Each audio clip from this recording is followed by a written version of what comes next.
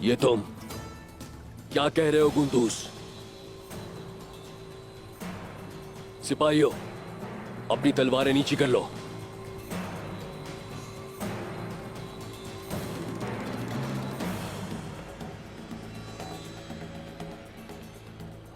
दुंदार साहब ने अगर ऐसा कुछ किया है तो मैं खुद इन्हें अपने हाथों से मारूंगा। ये बात तो तुम्हें इनसे पूछनी चाहिए। जो खूनी खेल इन्होंने रचाया था वो हमारे कबीले में फितने लेकर आया है। ये खेल झूठ और खून लेकर आया।